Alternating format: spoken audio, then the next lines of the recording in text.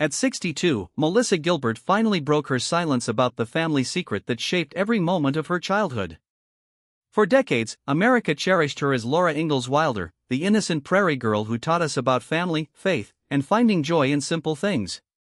She was our half-pint, the freckled face that made Sunday nights feel safe and warm. But behind those braids and that sweet smile lived a little girl drowning in lies so deep that when the truth finally surfaced, it shattered everything she thought she knew about love, loss, and the people who were supposed to protect her.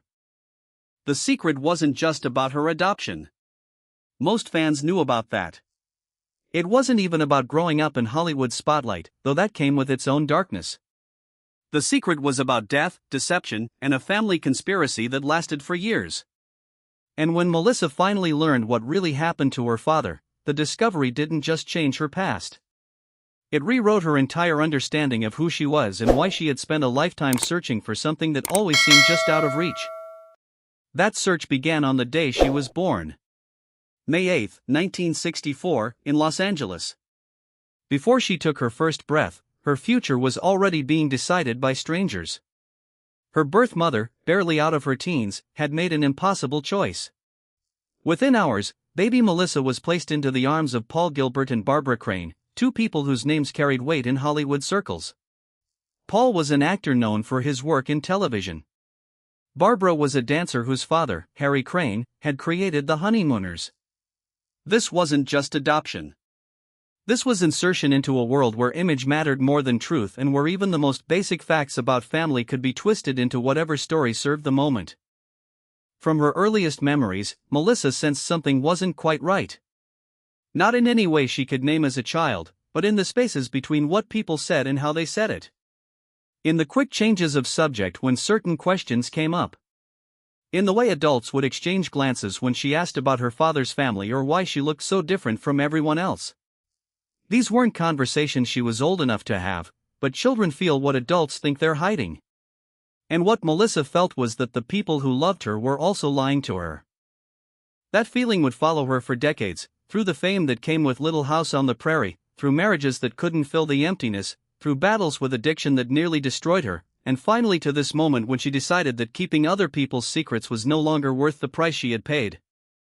The lies started early, and they started small. When Melissa was old enough to ask questions about her adoptive father Paul Gilbert, the family had their story ready. He had died when she was very young, they told her. A sudden stroke. Quick and peaceful. The kind of medical explanation that sounds official enough to stop a child from asking more questions. And for years, that's exactly what it did. But even as a little girl, Melissa noticed that people got uncomfortable when Paul's name came up. Conversations would shift. Details would change slightly from one telling to the next. Sometimes relatives would start to say something and then catch themselves, leaving sentences hanging in the air like unfinished puzzles. There were photo albums where pages seemed to be missing. Family stories that had gaps where Paul should have been mentioned. None of it made sense to a child, but all of it felt wrong. Meanwhile, her life was taking on the strange rhythm of Hollywood families. Barbara had remarried when Melissa was 6, bringing Harold Beals into their household. New stepfather, new rules, new dynamics to navigate. The family looked stable from the outside, the kind of blended household that worked well in publicity photos. But inside, Melissa was learning to read the spaces between what people said and what they meant. She was learning that love and lies could exist in the same house, sometimes in the same sentence. Her career began almost by accident, the way so many child star stories do. A commercial here, an audition there. She was young enough that work felt like play and talented enough that adults started paying attention.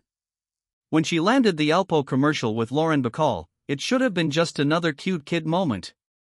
Instead, it became proof that she could hold her own in front of cameras, that she had something. The audition for Little House on the Prairie came when she was 9, one of 500 girls competing for the role that would define her childhood. She won it not because she looked like the perfect prairie girl, but because she could access something real and vulnerable in front of the cameras. What the casting directors didn't know was that vulnerability came from a place of genuine confusion about her own life. The little girl who could make audiences believe in Laura Ingalls was the same little girl who had already learned that the adults around her weren't telling her the truth about her own father. That talent for emotional honesty would make her famous. It would also make her more sensitive to the dishonesty that surrounded her every day. But for Melissa, that relationship carried a weight that nobody else could see.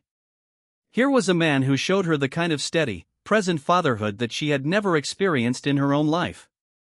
Michael Landon was everything she imagined her adoptive father might have been, if only he had lived longer. If only his death had really been the peaceful stroke she had been told about. The more time she spent with Landon, the more questions she had about Paul Gilbert. And the more questions she asked, the more uncomfortable her family became. The show's success brought fame, but it also brought a strange kind of imprisonment. People didn't see Melissa Gilbert when they looked at her. They saw Laura Ingalls. They expected her to be sweet, obedient, wholesome, and grateful. They expected her to embody the values that Little House represented, to be the kind of child who never questioned authority or demanded uncomfortable truths. The irony was crushing. She was playing a character known for her honesty and moral courage while living a life built on family lies. As she grew older on the show, moving from childhood into her teens, the pressure to maintain that perfect image became suffocating.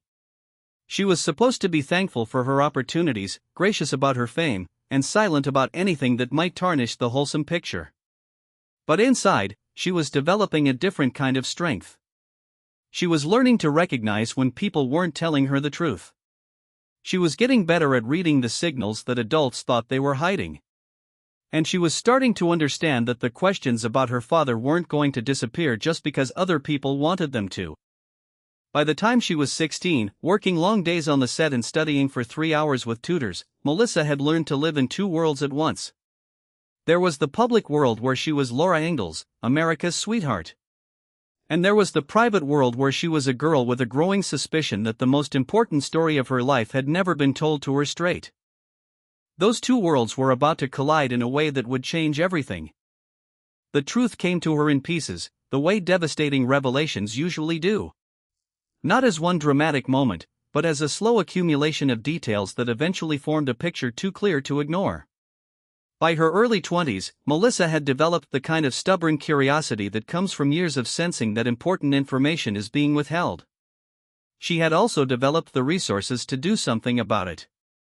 It started with simple questions that should have had simple answers. Where was Paul Gilbert buried? What hospital had he died in? Who were his friends, his colleagues, the people who had known him before the stroke? Every inquiry led to uncomfortable silences or vague responses that satisfied no one. Family members would change the subject. Old friends would claim they didn't remember details. Official records seemed to be missing or incomplete. But Melissa was no longer the 9-year-old who could be distracted with explanations that didn't make sense. She was an adult with her own money, her own connections, and her own determination to finally understand the most basic facts about her adoptive father's death. What she discovered when she started digging deeper wasn't the peaceful medical event she had been told about for years. Paul Gilbert had not died from a stroke. He had died by suicide. The revelation hit her like a physical blow. Everything she had believed about her father, about her family, about the first tragedy of her childhood had been a lie. Not a small lie or a gentle editing of details. A complete fabrication designed to protect her from a truth that the adults in her life had decided she couldn't handle. For weeks after learning what really happened, she could barely eat or sleep. The grief she had processed as a child for her father's sudden medical death had to be grieved all over again, this time for the deliberate choice he had made to leave her. But the emotional impact went deeper than grief.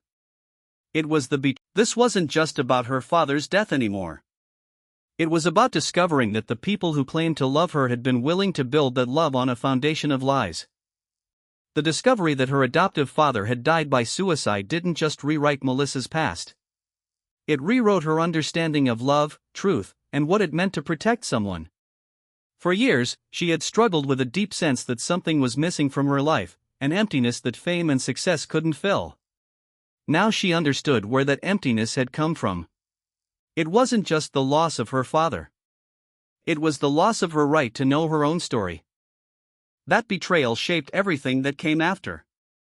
Her struggles with addiction in her late 30s weren't just about grief or the pressures of Hollywood. They were about learning that the people who claimed to love her had been willing to lie to her for decades about the most important facts of her life. How do you trust anyone completely when you've learned that even family will choose comfortable lies over difficult truths? Her failed marriages, her battles with identity, her long search for something that would fill the void inside her, all of it traced back to this fundamental break in trust that had happened when she was too young to even understand what trust meant. She had spent her entire adult life trying to build authentic relationships while carrying the knowledge that authenticity had never been modeled for her in her own family.